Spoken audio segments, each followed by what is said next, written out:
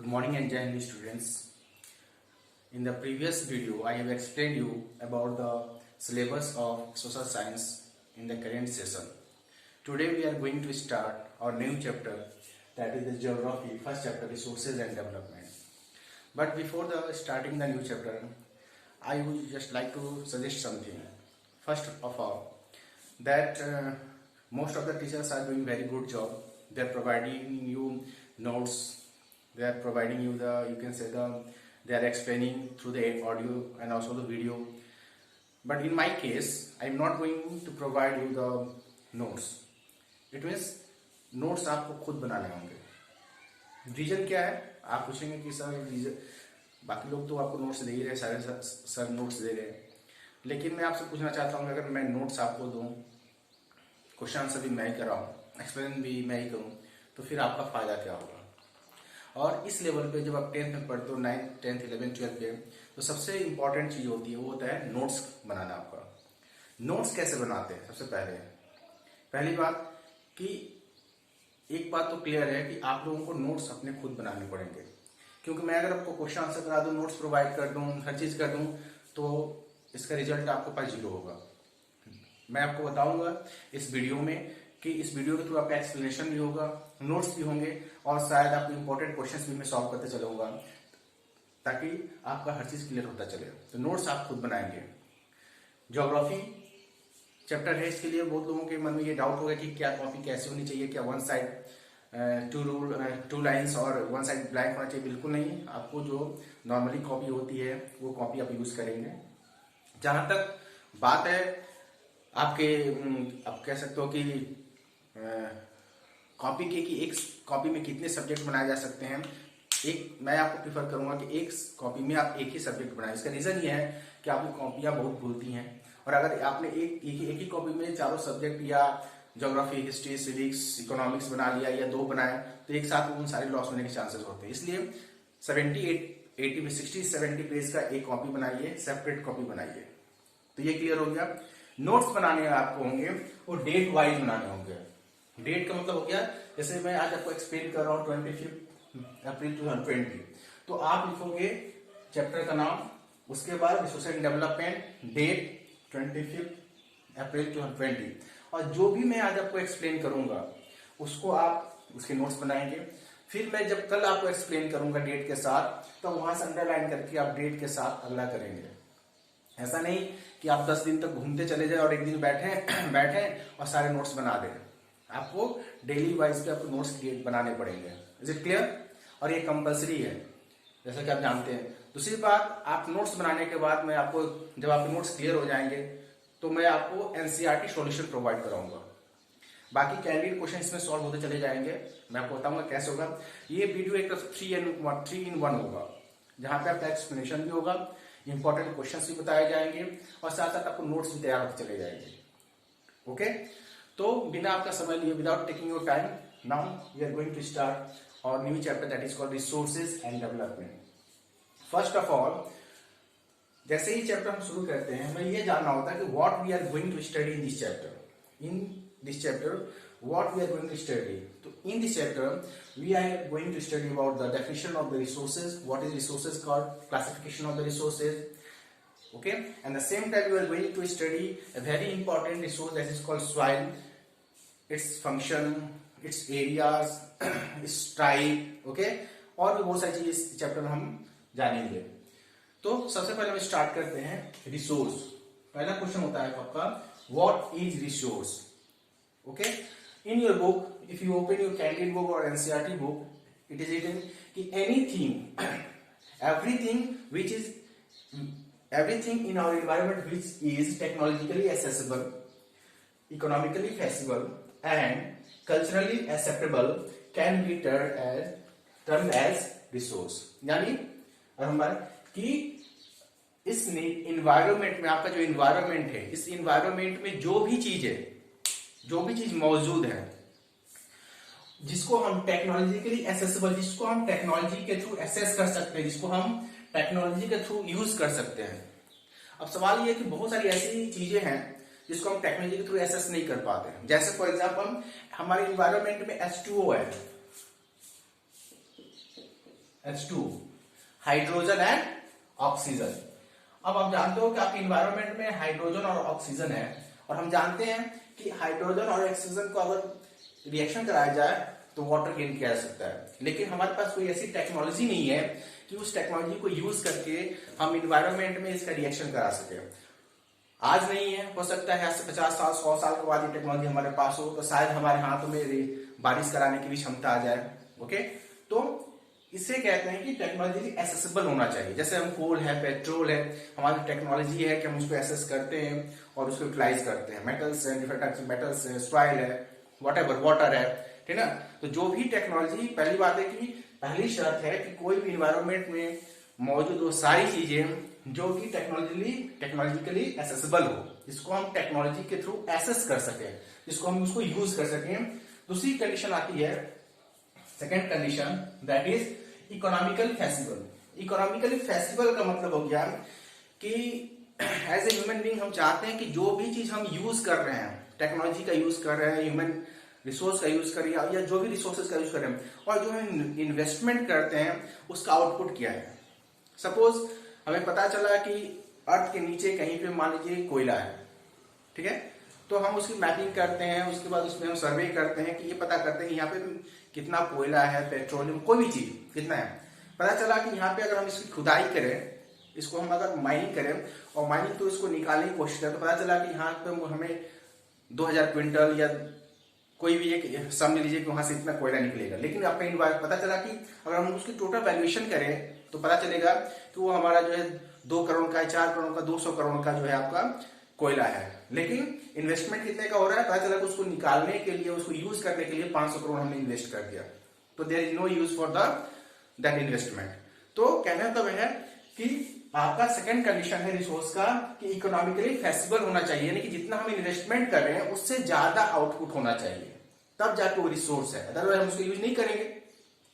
Clear. Third, and culturally acceptable. Third point है आपका culturally acceptable.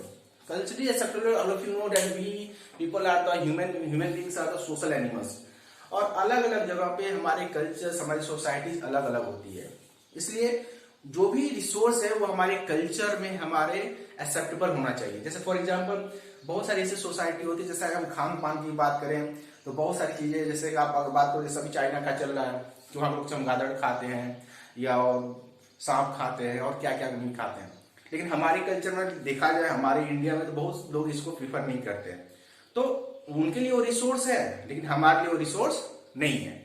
तो कहना होता है कि कल्चरली भी वो चीज एक्सेप्टेबल होना चाहिए, यानी कि anything, everything, not anything, everything which is present in our environment can be termed as resource if it is technologically accessible, economically feasible and culturally acceptable. Clear. और अगर हम इसको सिंपल में डिफाइन करें कि anything which can satisfy our need, anything which is present in the environment which satisfy our need, that is called resource। जब मैं यहाँ पे we वर्ड यूज कर रहा हूं, we means not only human beings, we मतलब और the living organism, from the tiny microorganism लेके बड़े से बड़े जीव तक, यानी कि वेल तक, कोई सी भी लीजिए। बहुत सारे हम ऐसे रिसोर्स है जिसको हम यूज करते हैं, लेकिन दूसरी चीजें भी, जैसे फॉर एग्जाम्पल हम कार यूज करते हैं, लेकिन एनिमल्स के लिए कार का कोई यूज नहीं है, तो हमारे रिसोर्स है, भले उनके लिए वो रिसोर्स ना हो। तो वी का मतलब नहीं कि आपके लिए है, मेरे लिए, यानी कि इस एनवायरनमेंट में कोई भी चीज जो कोई ना कोई लिविंग ऑर्गेनिज्म यूज करता है अपनी नीड को सेटिस्फाई करने के लिए, that is termed as resource. Clear. अब हम आगे चलेंगे, लेकिन आगे चलने से पहले हम यहां देखें कि ये जो इसका कोर पॉइंट है, इस यहाँ डायग्राम एक बना हुआ है, इस डायग्राम में ट्रायंगल में आप देख रहे हो ह्यूमन बींग्स इसके सेंटर में है, और फिजिकल एनवायरनमेंट, टेक्नोलॉजी, इंस्टीट्यूशंस। तो किसी भी रिसोर्स की जो वैल्यूएशन होती है वो इसलिए होती है क्योंकि हम उसको यूज करते हैं। आज से अगर हम बात करें हजारों साल पहले, लाखों साल पहले, जब गाड़ियां नहीं थी तो भी पेट्रोल था, लेकिन उसका कोई यूज नहीं थी, उसकी कोई वैल्यूएशन नहीं थी। लेकिन जैसे जैसे हमने टेक्नोलॉजी को डेवलप किया, ठीक ना, उसके लिए इंस्टीट्यूशन हमने डेवलप किए, ठीक ना, और उसके बाद उस फिजिकल जो आपका इन्वायरमेंट में वो जो चीजें ऑलरेडी मौजूद थी उसको हमने किसने, ये सारी चीजें किसने टेक्नोलॉजी को इन्वेंट किया, हमने किया। इंस्टीट्यूशन किसने फॉर्म किया, हमने किया। और फिजिकल इन्वायरमेंट में ऑलरेडी वो चीजें मौजूद थी। तो कोर पॉइंट में क्या आता है, we the human beings, all of you know we are the superior species in the world in the environment. Okay, तो कहने का मतलब कि ये कोर पॉइंट में आता है। ह्यूमन बींग्स इन तीनों को टेक्नोलॉजी, इंस्टीट्यूशन और फिजिकल इन्वायरमेंट को कोऑप करके इसको जो है रिसोर्स को यूज करती है। क्लियर? अब आप कैसे करेंगे, जब नोट्स आप बना रहे हैं तो जब आप रिसोर्स को डिफाइन कर रहे हो, रिसोर्स को डिफाइन करने के बाद जब आप इसको नोट्स बना रहे हैं, उसके बाद जैसे ही खत्म होता है रिसोर्स, उसके बाद आप लिखोगे क्वेश्चन नंबर 1। अब यहां पे देखेंगे कि क्या क्वेश्चन बन सकता है इस टॉपिक से, इस पॉइंट से क्या क्वेश्चन बन सकता है। तो पहला क्वेश्चन बन सकता है कि डिफाइन द रिसोर्स या व्हाट इज रिसोर्स।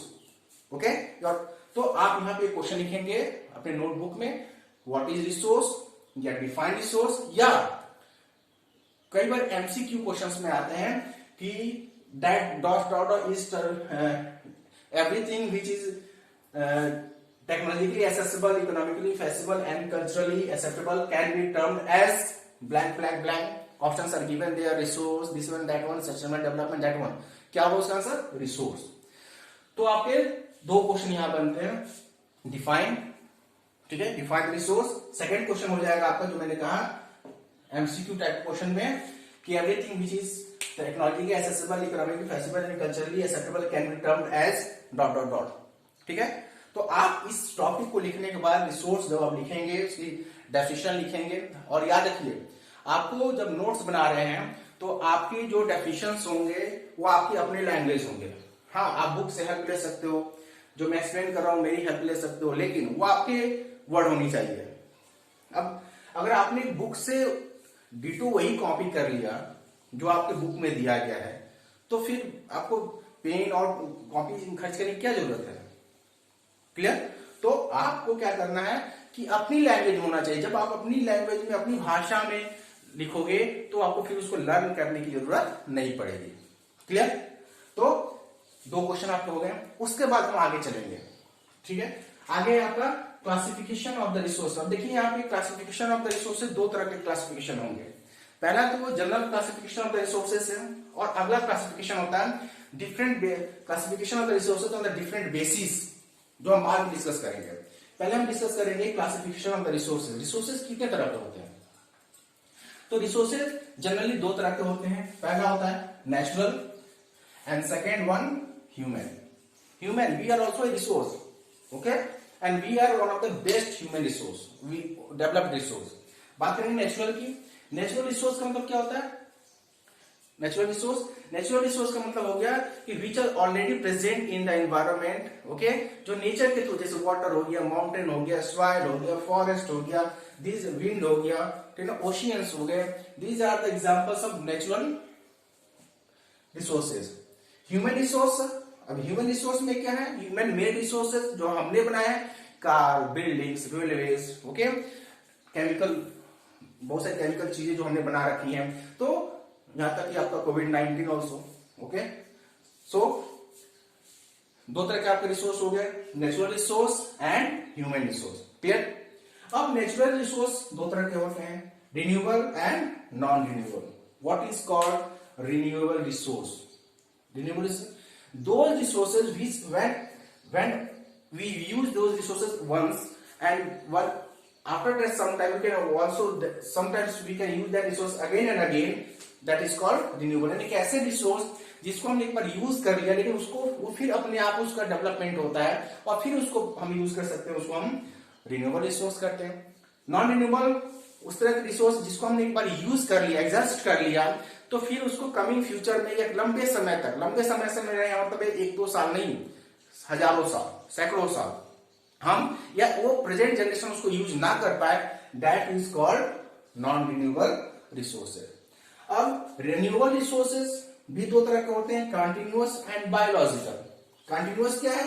कंटिन्यूअस जिसकी फ्लो, कंटिन्यूअस को और इसको हम फ्लो भी बोलो, और फ्लो जो लगातार है, for example wind and water. अब विंड का क्या है? हम ऑक्सीजन को इनहेल करते हैं, कार्बन डाइऑक्साइड को एक्सहेल करते हैं। लेकिन अब उसका क्या होता है, पेड़ पौधे जो होते हैं वो कार्बन डाइऑक्साइड को इनहेल करते हैं और ऑक्सीजन को एक्सहेल करते हैं। तो कंटिन्यूअस इसका जो है प्रोसेस बना होता है, ये कभी खत्म नहीं होता है। तो दैट इसलिए कहते हैं इसको कंटिन्यूअस और फ्लो। वाटर भी इसी तरह से, वाटर साइकिल आपने पढ़ा होगा बचपन में, किस तरह से इवेपोरेशन होता है, उसका फिर वो जब बादल बनता है, फिर बारिश होती है, फिर इवेपोरेशन होता है, यानी कि वाटर साइकिल ये भी कंटिन्यूअस प्रोसेस चलता है। दैट्स व्हाई रिन्यूएबल का जो अगला है वो है कंटिन्यूअस या फ्लो, जिसमें एग्जांपल है आपका विंड और वाटर। ओके, सेकेंड नॉन, इसमें जो है रिन्यूएबल, दूसरा है आपका रिन्यूएबल में बायोलॉजिकल। बायोलॉजिकल में क्या है आपका नेचुरल वेजिटेशन। नेचुरल वेजिटेशन किसे कहते हैं, नेचुरल वेजिटेशन हम कहते हैं आपको forest. Forest is considered as the natural vegetation, ये बायोलॉजिकल है। आप पेड़ लगाते हैं, लेकिन बहुत सारे ऐसे पेड़ होते हैं जो बायोलॉजिकली अपने आप डेवलप होते हैं, जैसे फॉरेस्ट है आपका, और अपने आप डेवलप होते हैं। तो उसमें अपने, अगर हम बागीचा लगाते हैं, ऑर्चर्ड लगाते हैं, गार्डन लगाते हैं, तो हम उसमें जाकर अपने आप प्लांट करते हैं, लेकिन फॉरेस्ट को हम प्लांट नहीं करते हैं। तो बायोलॉजिकली अपने आप ये डेवलप होते हैं। क्लियर। और वाइल्ड लाइफ, जैसे जानते हैं कि all the animals which sustain their life in the forest, that is called wild life. Okay, इसमें आपके बहुत सारे जानवर आ जाएंगे जिनको हम पालते नहीं है, जिनको हम पेट एनिमल के फॉर्म में नहीं देखते हैं, तो वाइल्ड एनिमल्स आ जाएंगे। क्लियर। तो आपके दो में नेचुरल रिसोर्स में रिन्यूएबल, नॉन रिन्यूएबल। रिन्यूएबल के सब पार्ट हो गए आपके कंटिन्यूअस एंड बायोलॉजिकल, और बायोलॉजिकल के दो हो गए natural vegetation and wild life. अब आते हैं नॉन रिन्यूएबल रिसोर्स में। नॉन रिन्यूएबल रिसोर्स में आपका पहला है रिसाइकेबल। क्योंकि जिस ऐसे चीजें जिनको हमने यूज एक बार कर लिया, तो उसको हम लंबे समय तक एग्जिस्ट कर लिया, यूज नहीं कर सकते, वो अपने आप बन नहीं सकता, लेकिन उस प्रोडक्ट को बाई प्रोडक्ट हम उसका यूज कर सकते हैं। फॉर एग्जांपल, जैसे आपने देखा होगा बहुत सारी चीजें जब हम यूज करते, मेटल्स, खासकर मेटल को जब हम यूज करते हैं, थ्रो आउट कर देते हैं, अपने घरों से निकाल देते हैं, फिर वो जाता है रिसाइकल में, कोई और प्रोडक्ट बन जाती है, फिर से वो बन जाता है। जैसे आप अखबार लेते हो, अखबार आप क्या करते हैं, पढ़ते हैं, फिर अखबार आपका आता है, कोई आप अखबार को सेल कर देते हैं, फिर वो रिसाइकल होता है, फिर से वो कागज बनता है, तो रिसाइकल हो रहा है। यानी कि रिसाइकेबल का मतलब है कि ऐसे मेटल्स, ऐसे नॉन रिन्यूएबल प्रोडक्ट जो बार बार रिसाइकिल हो सकते हैं, लेकिन एक बार वो जब वो यूज हो गए तो उसका जो है लंबे समय तक नेचुरली फॉर्म नहीं होगा। नेचुरली का मतलब जब आपने एक बार कोई आयरन निकाल लिया, तो आयरन जितना निकाला वो उतना आयरन फिर बना नहीं आपका, बल्कि जो आयरन है वो बाहर जब आ गया तो वही आयरन वहां पर रिसाइकिल ऊपर हो रहा है। ठीक है। अगला है आपका नॉन रिसाइकेबल, जिसमें आपका मेटल आ गया रिसाइकेबल में। नॉन रिसाइकेबल में क्या है आपका, नॉन रिसाइकेबल में फॉरेस्ट को आपने अगर एक बार आपने काट दिया तो उसको डेवलप होने में समय लगेगा। ठीक है। तो ये आपका नॉन रिसाइकेबल आपका नेचुरल रिसोर्स है। अब हम आते हैं ह्यूमन रिसोर्स में। Human resource one of the developed resource. Okay, सबसे अच्छी प्रजाति जो अर्थ पे पाई जाती है, उसमें पहला है आपका स्ट्रक्चर एंड इंस्टीट्यूशन। ह्यूमन ने क्या किया, स्ट्रक्चर्स बनाए हैं और इंस्टीट्यूशंस बनाए हैं। Structure, buildings, dams, railway tracks, ये सब क्या है, उसके स्ट्रक्चर्स है जो अपनी नीड को सेटिस्फाई करने के लिए बनाए गए। दूसरा है आपका institutions, railway, hospital, medical institutions, human development institution, जिसको हम स्कूल, कॉलेज, यूनिवर्सिटीज कह लें, ये सारी चीजें बनाई गई हैं। और सबसे इंपॉर्टेंट चीज है वो है आपका क्वांटिटी एंड क्वालिटी। अब क्वांटिटी क्या है, ह्यूमन रिसोर्स की क्वांटिटी, कितनी क्वांटिटी है, और उसकी क्वालिटी क्या है। जैसा कि हम जानते हैं कि बहुत सारे ऐसे देश, जैसे कि इंडिया की हम बात कर रहे हैं, we are still developing country and we are the second largest populated country in the world. Even we are the developing country. We have a large amount of human resources. We have a large amount of quantity. हमारे पास quantity बहुत ज्यादा है, लेकिन quality शायद बहुत कम है। हमारे यहाँ उतनी क्वालिटीफुल लोग नहीं पाए जाते हैं। क्लियर। तो किसी भी देश को डेवलप होने के लिए ये इंपॉर्टेंट है कि वहां की क्वांटिटी के साथ साथ उस देश की जो लोग, ह्यूमन बींग्स, उनकी क्वालिटी इंप्रूव होनी चाहिए। अगर क्वालिटी इंप्रूव नहीं होगी तो ना ही वो परिवार, ना ही वो समाज, ना ही वो देश आगे बढ़ पाएगा। ओके, तो इसमें हम रिसोर्स बात करेंगे तो किसी भी देश का ह्यूमन रिसोर्स जो होता है उसका सबसे बेस्ट रिसोर्स होता है, और अगर उसकी क्वांटिटी के साथ अगर उसकी क्वालिटी इंप्रूव है तो बढ़ते चलो देश आगे की तरफ जाके वो डेवलप होगा। एग्जाम्पल के तौर पे मैं आपके घर के आपके आसपास एग्जाम्पल देता हूं कि मान लीजिए किसी फैमिली में 5 लोग हैं और 5 इलिटरेट हैं, लेकिन 5 जॉब करते हैं। किस तरह की जॉब करते हैं? अगर वो इलिटरेट है तो बढ़ते चलो उनको लेबर टाइप का जॉब मिलेगा, 2,000, 10,000, 20,000, 15,000 तक उनको नौकरी मिलेगी। ठीक है, 5 लोगों ने कितना कमाया? 50,000 रुपए, 10,000 के हिसाब से। लेकिन पड़ोस में उसके घर की पॉपुलेशन केवल 2 है, 3 है, लेकिन उसमें से एक डॉक्टर है, ये इंजीनियर है। तो क्या होगा, उसकी इनकम और उन 5 इनकम में कितना डिफरेंशिएट होगा, और साथ साथ ना केवल इनकम में डिफरेंशिएट होगा बल्कि उनकी लिविंग स्टैंडर्ड भी अच्छी होगी। कंपेरिजनली जो पढ़ा लिखा है, लिटरेट है, जो एजुकेटेड है, जिसकी क्वालिटी अच्छी है, उसका लिविंग स्टैंडर्ड भी अच्छा होगा। क्लियर? तो यहाँ पे ह्यूमन रिसोर्स भी एक इंपॉर्टेंट रोल प्ले करता है। अब ये आपका हो गया classification of the resources. Clear? अब यहां से फिर आपका एक क्वेश्चन, जब ये आपका नोट्स तैयार होगा तो फिर आप यहाँ पे क्वेश्चन लिखेंगे। नंबर 1, क्या क्वेश्चन नंबर 1 कि क्लासिफाई द रिसोर्सेज, ठीक है ना, व्हाट इज कॉल्ड या differentiate between the renewable non renewable resources. अब आप करेंगे क्या, जब आप क्वेश्चन लिखेंगे तो क्वेश्चन लिखे उसका आंसर आपको नहीं लिखना, क्योंकि आंसर ऑलरेडी आपका लिखा हुआ है। आप उसी टॉपिक से क्वेश्चन फॉर्म कर रहे हो, आपको फॉर्म करना है खुद। ठीक है, तो इससे क्या होगा कि आपका आंसर ऑलरेडी ऊपर है, उसमें से आप उसको पढ़ रहे हो, आपने जो नोट्स बनाए हैं उसी में से आंसर क्वेश्चन आप डेवलप करो। इससे क्या होगा कि आपके क्वेश्चंस और आंसर दोनों साथ साथ डेवलप होते चले जाएंगे। अब आपको पढ़ने की जरूरत नहीं, बाद में जाके कैंडिडेट का फिर जाकर आप उसको पीछे से टर्न आउट करें और फिर देखें कि क्या इसका आंसर होगा, कहाँ होगा। क्लियर? तो यहाँ पे क्वेश्चन क्या होगा, क्वेश्चन होगा कि classify the resources, okay, differentiate between the natural and human resources, okay, differentiate between the renewable and non-renewable resources, okay, what is continuous or biological, differentiate between the continuous or biological resources, or the what is recyclable and non-recyclable resources। तो इस तरह के आप 4-5 question आपके हो गए, लेकिन उसके आपके आंसर नहीं लिखने हैं क्योंकि ऑलरेडी ये डिफाइंड है आपका, आपने ऑलरेडी आपने लिख लिया है आपकी कॉपी में। क्लियर? तो ये आपके हो गए resources and classification of the resources. अब हम बात करेंगे कि classification of resources on the basis of on the different basis, sorry, अलग अलग जो बेस बनाए गए हैं उस बेस के रिसोर्सेज को क्लासिफाई किए गए। तो अब हम उसको डिस्कस करेंगे।